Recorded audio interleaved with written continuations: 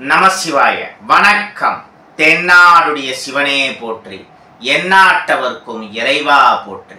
Shrimp சிவாய நமக. நம்ம வீடியோஸை ரொம்ப வருஷமாக ஃபாலோ பண்ணிட்டு இருக்கிறவங்களுக்கு இன்றைக்கி நான் சொல்ல போகிற விஷயம் தெரியும். இப்போ 2020 நவம்பர் இல்லை டிசம்பர்னு நினைக்கிறேன். அப்போ நிவர் புயல்னு ஒரு மோசமான புயல் சென்னையை பெரிய அளவில் அட்டாக் பண்ணுறதா இருந்தது. அந்த நேரத்தில் சாகம்பரி மந்திரங்கிற ஒரு மந்திரத்தை நம்ம யூடியூப்பில் சொன்னோம். ஒரு 3000-4000 பேர் அந்த நேரத்தில் பார்த்தாங்கன்னு நினைக்கிறேன். அதில் ஒரு 1000 பேர் இமீடியட்டாக கூட்டு பிரார்த்தனையில் ஜாயின் பண்ணாங்க. ஒரு 1000 பேராக சேர்ந்து சாகம்பரி மந்திரத்தை சொல்லி வேண்டின்றப்போ அந்த வேண்டுதலுடைய பலன் புயல் செயலிழந்தது அப்படின்னு அப்புறமா நமக்கு நியூஸ் வந்தது. இதில் முக்கியமான ஒரு விஷயம் என்னென்னா, இந்த மாதிரி சக்தி வாய்ந்த மந்திரத்தை நான் இல்லை யாராக இருந்தாலும் சரி, ஒரு 1000 பேரோ 2000 பேரோ லட்சக்கணக்கான பேர் சேர்ந்து சொல்கிறப்போ அதுக்கு என்ன மாதிரியான பலன் வரும் யோசிச்சு பாருங்க. ஒரு விஷயத்தை திரும்ப திரும்ப பல பேர் நினைக்கிறாங்கன்னா அந்த எண்ண அலை கண்டிப்பாக இன்னைக்கு இல்லைனாலும் என்னைக்காவது நடக்கும். பல கோடி பேர் சேர்ந்து ஒரு விஷயத்தை நினைக்கிறப்போ அதுக்கு சக்தி இருக்கு. இது கடவுள் நம்பிக்கை இல்லாத பல பேர் கூட ஒத்துண்ட விஷயம். அதுவும் நம்ம யூஸ் பண்ற சில வேர்ட்ஸுக்கு சில பவர் இருக்கு. சவுண்ட் சயின்ஸ் அதெல்லாம் பெரிய டாபிக். இப்போ ஒரு பக்கம் பார்த்தா இந்த கடும் வறட்சி, பயங்கரமான வெயில், மேட்டூர்ல இருந்து ஆரம்பிச்சு பல டேம் அப்படியே வத்தி வண்டி விடுற லெவலுக்கு இப்போ ஒஸ்ட் ஆகிட்டு இருக்கு. இன்னும் அக்னி நட்சத்திரம் ஆரம்பிக்கவே இல்லை. இந்த வறட்சி சரியானு ஒரு பக்கம் நினைக்கிறாங்க, மரம் நடணும்னு நிறைய பேர் சொல்றாங்க. பட் நிறைய பேர் சின்ன இடங்கள்ல வாடகை வீட்டில் இருந்துட்டு இருக்கோம். நமக்கு மரம் நடுறதுக்கான ஸ்பேஸும் இல்லை. பப்ளிக் பிளேஸ்ல நடலாம். நிறைய இட வசதி இருக்கிறவங்க அவங்களோட வீட்லயே மரத்தை நடலாம்.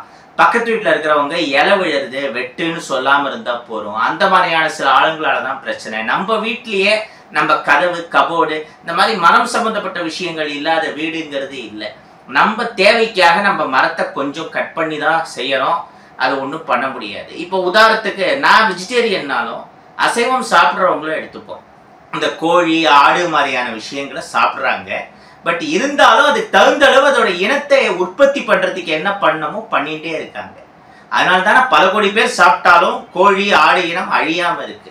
நீ அசைவம் சாப்பிடு, சாப்பிடாம போ, அதை பத்தி பேச வேண்டியது என் வேலை இல்லை. விஷயத்துக்கு வருவோம். அதே மாதிரி நம்ம தேவைக்காக மரங்களை கொஞ்சம் வெட்டுறோம். பட் அதுக்கு தகுந்த அளவு அதை விட அதிகமாக நம்ம மரத்தை நட்டு இந்த மரத்தை உற்பத்தி பண்றதுங்கிறது பண்ணணும். மரம் கூட வெட்டினா மறுபடியும் அதை வளர்த்துடலாம். அதே இடத்துல மலையவே பல இடங்கள்ல அப்படியே வெட்டிட்டு இருக்காங்களே. இதெல்லாம் என்ன மனுஷங்க பண்ற தப்பா? நம்மள ஆள்ற சில பேர் பண்ற தப்பு, நம்மள ஆள்ற பல பேர் பண்ற தப்பு. அவங்கள மாற்ற முடியாது. சரி, இதுக்கு நம்ம கடவுள்கிட்ட தானே முறையிட முடியும். நமக்கு தெரிஞ்ச ஒரே வழிமுறை அதுதான். நம்பிக்கை இருக்கிறவங்க ஒரு பக்கம் கோவில்ல, சர்ச்சில், மசூதியிலன்னு பல இடங்கள்ல மழை வரணும்னு அவங்க வழக்கப்படி நம்பிக்கைப்படி பிரார்த்தனை பண்ணிட்டு இருக்காங்க. கொஞ்சம் மூளையில கோளாறு இருக்கிறவங்க அதை கிண்டல் பண்ணவதான் செய்வாங்க. பிரார்த்தனை பண்ணா மழை வந்துருமா? கோவிலில் நீ பூஜை பண்ணா யாகம் பண்ணா எப்படி மழை வரும்? மசூதியில் நீ நமாஸ் பண்றப்போ வேண்டினா எப்படி மழை வரும்? இப்படிலாம் மூல வளர்ச்சி கம்மியா இருக்கிறவங்க கிண்டல் பண்ணுவாங்க. ஆனா அதுல நம்பிக்கை இருக்கிறவங்க தன்னை சுத்தி இருக்கிற மக்களுக்கு நல்லது நடக்கணும்னு நினைக்கிறாங்க. அது அவங்களுக்கு என்ன பிரச்சனைன்னு தெரியல. நம்ம விஷயத்துக்கு வருவோம். இப்போ கோவில்ல ஹோமம் பண்ணா மழை வருமானா சயின்டிபிக்காவே நம்மளால வரும்னு சொல்ல முடியும். எப்படி? இப்போ செயற்கை மழையை எப்படி உருவாக்குறாங்க? Carbon di oxide, silver iodide, அதை மேகத்துல ஸ்ப்ரே மாதிரி அடிச்சு செயற்கை மழையை வர வைக்கிறாங்க. இப்ப பல நாடுகள் அதை ஸ்டாப் பண்ணிட்டாங்க. இந்த உலகத்திலேயே சைனா தான் அதிக அளவுல ஆர்டிபிஷியல் ரெயினுக்காக செலவு பண்ணிட்டு, அதாவது ஒரு வருஷத்துக்கு $90 மில்லியன், நம்ம ஊர் மதிப்புப்படி 7500 கோடி. ஒரு வருஷத்துக்கு $90 மில்லியன் அதிகபட்சமா சைனா ஆர்டிபிஷியல் ரெயினுக்காக செலவு பண்ணிட்டு, அதுக்கு அடுத்தபடியா 2வது இடத்துல யுஎஸ் ஒரு வருஷத்துக்கு $15 மில்லியன். யுஏஇ, துபாய்லாம் யுஏஇல தான் இருக்கு, ஒரு வருஷத்துக்கு அதிகபட்சமா $10 மில்லியன் செலவு பண்ணிட்டு. இப்ப கூட துபாயில பெரிய அளவுல மழை வந்தது. அது ஆர்டிபிஷியல் ரெயினாலதான் அப்படி ஆச்சுன்னு சில பேர் சோசியல் மீடியால பேசினாங்க. பட் அந்த கவர்மெண்டே அதை மறுத்தது. நாங்க ஆர்டிபிஷியல் ரெயின் நிறைய தடவை பண்ணது உண்மைதான், அது இங்கே சக்ஸஸ்ஃபுல்லாகவும் ஆயிருக்கு. ஆனால் இந்த தடவை வந்த ரெயினுக்கும் எங்களுக்கும் சம்மந்தம் இல்லை, நாங்கள் ஆர்டிஃபிஷியல் ரெயினை வர வைக்கலன்னு கவர்மெண்ட் இப்போ ரீசெண்டாக மறுத்துருக்கு. சரி, இந்த ஆர்டிஃபிஷியல் ரெயினால என்ன பிரச்சனைன்னு பார்த்தா, ஒரு 10-15 ஊர்களுக்கு போக வேண்டிய மழை மேகங்களை மொத்தமாக ஒரே இடத்துல இழுத்து குவிச்சிடும். இன்னொன்று, திரும்ப திரும்ப இந்த கார்பன் டை ஆக்சைடும் சில்வர் அயோடைடும் மேகத்தில் கலக்க கலக்க என்ன ஆகும்? இந்த பூமியை கெமிக்கல் ஆக்கினது பத்தாதுன்னு மேகங்களும் கெமிக்கல் தாக்குதல்களுக்கு ஜாஸ்தி உள்ளாகி அது மூலமா வரக்கூடிய தண்ணி அந்த ஒரிஜினல் மழைக்கான பியூரிட்டிங்கிறது வருமா? வராது. இப்ப கொஞ்சம் லைட்டா கெமிக்கல் வாட்டர் மாதிரி தான் வரும். அந்த தண்ணியை குடிக்கக்கூடிய பூமியில இருக்கக்கூடிய பலவிதமான தாவரங்கள் அதனால பாதிப்படைந்து அந்த பிளான்ட்ஸ் மூலமா நம்ம கிடைக்க வேண்டிய காய்கறி பழம் அதுலேயும் கொஞ்சம் சக்தி குறைஞ்சி லைட்டா பாய்சன் தன்மை மாதிரி ஆகி இப்படிலாம் சில விஷயங்கள் நடக்கிறதுங்கிறது சம்மந்தப்பட்ட ரிசர்ச்லாம் சொல்லியிருக்கு. இதனால பாதிப்புகள் தான் ஜாஸ்தி. இப்போ ஆர்டிஃபிஷியல் ரெயினை பல நாடுகள் ஸ்டாப் பண்ணிட்டாங்க. எம்ஜிஆர் அவர்கள் முதல்வராக இருந்த டயத்தில் ஆர்டிஃபிஷியல் ரெயின் ட்ரை பண்ணி பார்த்தாங்க, பெரிய அளவில் சக்ஸஸ் ஆகலை. இங்கே இந்தியாவிலேயே நிறைய தடவை வந்து முயற்சி பண்ணி பார்த்துருக்காங்க, மகாராஷ்டிராவில் அந்த மாதிரிலாம். சரி, இந்த யாகம் பண்ணுறப்ப என்ன ஆகும்னா மெயினாக நெய்ய அரிசி ரெண்டுத்தையும் நெருப்பில் போட்டு எரிப்போம். அதில் பலவிதமான மூலிகைகளை 108 மூலிகை சமைத்துக்கள் அந்த மாதிரிலாம் போடுவோம். இந்த நெய்ய அரிசி ரெண்டும் நெருப்பில் போட்டு எரியிற அந்த டயத்தில் ப்ரொப்பலைன் ஆக்சைடுங்கிற ஒரு ஆக்சைடு வந்து அந்த எரியறதன் மூலமா உற்பத்தி ஆகி அது அட்மாஸ்பியரை கலக்கும். எந்த அளவு ப்ரொப்பலைன் ஆக்சைடு ஜாஸ்தி வெளிப்படுறதோ அந்த அளவு அந்த பகுதியில கொஞ்சம் மழை வரத்துக்கான வாய்ப்பும் ஜாஸ்தி இருக்கு. அதனாலதான் அன்னைக்கு வறட்சி பஞ்சம் வந்த நேரத்துலலாம் ஆயிரக்கணக்கான கோவில்கள்ல வருண ஹோமம்ங்கிறது பண்ணுவாங்க. இப்போ நம்ம தமிழ்நாடு அறநிலையத்துறை கட்டுப்பாட்டுல இருக்கிற கோவில்கள்னாலே ஆயிரக்கணக்கில் இருக்கு. அங்கெல்லாம் இந்த மாதிரியான விஷயத்த பண்ணோம்னா வேணாம் விடுங்க, வம்பு, நான் ஏதாவது வாயை திறந்தா பிரச்சனை ஆகும். பட் வந்து இந்த ஆதீனங்களுக்கு சொந்தமான கோவில்களே தமிழ்நாட்டில் 100கணக்கில் இருக்கு. பிரைவேட் டெம்பிள்ஸ் எவ்வளவோ சின்னதும் பெருசுமா நிறைய இருக்கு. அந்த மாதிரியான கோவில்களில் இந்த வருண யாகம் வருண ஹோமம்ங்கிறத பண்றப்போ கண்டிப்பா அதுக்கான ரிசல்ட் வரும், மழையும் வரும். நமக்கு அந்த மாதிரி நிறைய ஹோமம் பண்றதுக்கு தேவையான ஃபண்டும் இருக்கு. பல கோவில்கள் மடங்கள்ல ஏன் இப்போ HRNCன்னு எடுத்தாலே ஆயிரக்கணக்கான கோடி லட்சக்கணக்கான கோடி கோவில்களை வச்சு சம்பாதிப்பாங்க. ஆனா பழமையான கோவில் கும்பாபிஷேகம்னா அவங்க ஸ்டெப் எடுக்க மாட்டாங்க. அந்த பகுதியில் இருக்கிற மக்கள் இல்ல அந்த கோவில்ல நம்பிக்கை இருக்கிறவங்க, அந்த கோவில் இறைவனால பலனடைஞ்சவங்க, விருப்பப்பட்டவங்க கை காசை போட்டு கும்பாபிஷேகத்தை பண்ணி வைப்பாங்க. கவர்மெண்ட் ஸ்டிக்கர் ஓட்டும். இது நான் இந்த கவர்மெண்ட்டை மட்டும் சொல்லலை, அடுத்த ஒரு கவர்மெண்ட் வந்தாலும் அப்படிதான். காலங்காலமா தமிழ்நாட்டில் அதுதான் நடந்துட்டு இருக்கு. நம்ம அதை மாற்ற முடியாது. ஸோ HRNCயை தவிர்த்து தமிழ்நாட்டில் இருக்கக்கூடிய எவ்வளவோ பெரிய பிரபலமான பழைய கோவில்கள், புதிய கோவில்கள், அதில் எங்கெங்கெல்லாம் இந்த மாதிரி வருண ஹோமம் பெரிய அளவில் பண்ணுறதுக்கு இடவசதி பொருளாதார வசதி இருக்கோ அந்த மாதிரியான கோவில்களில் வருண ஹோமம் நடக்கலாம். நான் இப்போ தமிழ்நாட்டை பற்றி மட்டும் பேசலை. இதே தண்ணி பிரச்சனை ஆந்திரா, இப்போ பெங்களூரில் ரீசெண்டாக பல இடங்களில் வாட்டர் ப்ராப்ளம்ங்கிறது இருக்குது.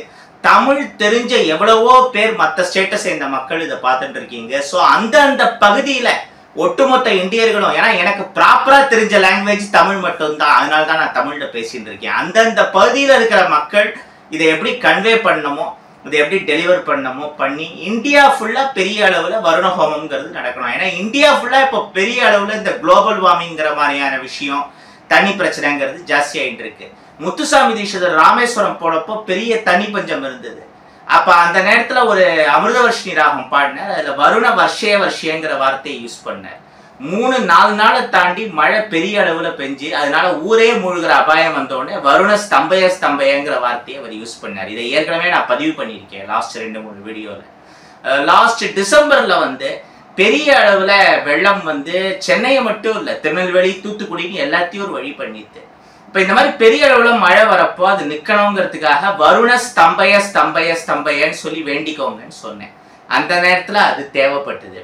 இப்போ நம்ம வேண்டிக்க வேண்டிய முக்கியமான வேண்டுதல், இந்த ஹோமம் பண்ணுறதாவது பெரிய அளவில் இடவசதி இருக்கணும், பொருள் வசதி இருக்கணும். பல கோவில்கள் இதுக்கு முன் வரணும். கண்டிப்பாக வருவாங்க, பண்ணுவாங்க. பட் மெயினாக நம்மளால பண்ண வேண்டிய விஷயம், அதை யார் வேணாலும் ஈஸியாக பண்ணலாம். தினமும் எந்த அளவு வருண வர்ஷய அப்படின்னு சொல்லி வேண்டிக்க முடியுமோ வேண்டிக்கோங்க. நமக்கு தேவையான மழை இந்த வருஷம் கிடைச்சி நீர்நிலைகள்லாம் நிரம்புற வரைக்கும் இந்த வேண்டுதலை வேண்டிக்கோங்க. வருண வர்ஷய 3 தடவை சொல்லணும். இதை மெயினாக உங்கள் வீட்டில் ஏதாவது செடி, சின்ன செடியாவது வச்சுப்பாங்க வீட்டில். மணி பிளான்ட் மாதிரியாவது நீங்கள் நிறையா ஃப்ளாட்டில் அப்பார்ட்மெண்ட்டில் வளர்த்துட்டு இருக்காங்க, துளசி செடி.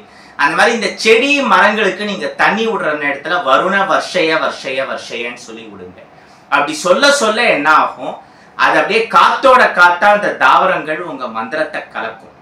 இந்த மாதிரி பல ஆயிரம் பேர், பல லட்சம் பேர் வருண வர்ஷய வர்ஷய வர்ஷயன்னு சொல்லி வேண்டிக்கிறாங்கன்னா அது பிரபஞ்ச சக்தியில கலந்து நமக்கு தேவையான மழை வளத்தை நீர்வளத்தை கொடுக்கும். இது சத்தியமான உண்மை. இந்த வீடியோவை எந்த அளவு ஷேர் பண்ண முடியுமோ ஷேர் பண்ணுங்க அப்படின்லாம் நான் சொல்ல போறது இல்லை. ஏன்னா நம்ம சொன்னாலும் பெருசா யாரும் பண்ண மாட்டாங்க, அது ஒரு விஷயம். பொதுவாக இந்த ஷேர் பண்ணுங்க, சப்ஸ்கிரைப் பண்ணுங்க, இந்த மாதிரியான சம்பிரதாய வார்த்தைகளை நம்ம யூடியூப்ல சொல்றது இல்லை. ஆனால் ஒரு சில முக்கியமான வீடியோக்களுக்கு மட்டும் சொல்றது. எந்தெந்த வீடியோஸுக்குலாம் நான் சொல்றேனோ பார்த்தா அந்த வீடியோக்கு தான் ஷேர் வியூ கம்மியா இருக்கும். அது நம்ம ராசி. சொல்லாத வீடியோஸ்க்கு நல்ல ரெஸ்பான்ஸ் வரும். நான் சொல்ற விஷயம் என்னன்னா, அட்லீஸ்ட் இந்த விஷயத்தை எத்தனை பேர்கிட்ட ஷேர் பண்ண முடியுமோ ஷேர் பண்ணுங்க. இந்த வீடியோவை ஷேர் பண்றீங்களோ ஷேர் பண்ணலையோ, இதுல நம்பிக்கை இருக்கிறவங்க, தெய்வ நம்பிக்கை இருக்கிறவங்க எத்தனை பேர்கிட்ட இந்த விஷயத்தை கொண்டு போய் சேர்க்க முடியுமோ சேருங்க. முடிஞ்ச அளவு வருண வர்ஷய வர்ஷய வர்ஷயன்னு சொல்லி நமக்கு தேவையான மழை கிடைக்கிற வரைக்கும், நம்முடைய இந்த வறட்சி சரியாகிற வரைக்கும் வேண்டிப்போம். ஆயிரக்கணக்கான பேர், லட்சக்கணக்கான பேர் இதை நம்பிக்கையோட வேண்டினா சத்தியமா பலன் வரும். இப்ப நம்மகிட்டயே யோகவராகா ட்ரேடர்ஸ் மூலமா கருங்காலி மாலை, செங்கருங்காலி மாலை, வைஜெயந்தி மாலை, சந்தன மாலை, துளசி மாலை, இந்த மாதிரி பல மாலைகள் நிறைய பேர் வாங்கியிருக்காங்க. இல்ல முடிஞ்சா அந்த மாதிரி ஜப மாலைகளை கையில வச்சு வருண வர்ஷய வர்ஷய வர்ஷய இது ஒரு ஜப மாலை கூட பண்ணலாம். நம்மகிட்ட தர்பப்பாயும் நிறைய பேர் வாங்கியிருக்காங்க. ஸோ தர்பப்பாயில உட்காந்து இந்த ஜபங்களை பண்றப்போ இன்னும் பலன் ஜாஸ்தி வரும். அப்படி இல்லைன்னா நீங்க சாதாரணமா எந்த ஜபமாலையும் இல்லாம, தர்பப்பாயெல்லாம் கூட இல்லாம வெறுன சொல்றதா இருந்தாலும் சொல்லலாம். முழு நம்பிக்கையோட ஈடுபாட்டோட இது ஆயிரக்கணக்கான பேர், லட்சக்கணக்கான பேர் சொல்லணும். ஸோ இந்த விஷயத்த வெறுன வீடியோல பேசுறதோட நான் நிறுத்திக்க போறது இல்லை. இந்த வீடியோல உட்காந்து பேசிட்டு இருக்கிறேன்னா, இந்த வீடியோவை எடிட் பண்ண போற எடிட்டர், நம்ம ஆபீஸ்ல ஒர்க் பண்ண போறவங்க, ஒர்க் பண்ணிட்டு இருக்கிறவங்க, வீட்டில் இருக்கிறவங்க எல்லாரும், என்னுடைய நண்பர்கள், உறவினர்கள், யார் யாரெல்லாம் இந்த வீடியோவை பார்த்துட்டு இருக்காங்களோ அவங்க எல்லாருமே இதை கண்டிப்பா பண்ணுவாங்கங்கிற நம்பிக்கை இருக்கு. பண்ணால் நிச்சயமா நல்ல ரிசல்ட் வரும். அல்லவை தேயத்தான் அறம் பெருகும். நம்மகிட்ட இருக்கிற அல்லவைகள் முதல்ல தேயணும்னு இந்த இறைவன்கிட்ட வேண்டிப்போம். அவன் அருளாலே அவன் தாழ் வணங்கி வாழிய செந்தமிழ் வாழ்க நற்றமிழர் வாழிய பாரத மணித்திருநாடு. வந்தே மாதரம். ஜெய் ஹிந்த்.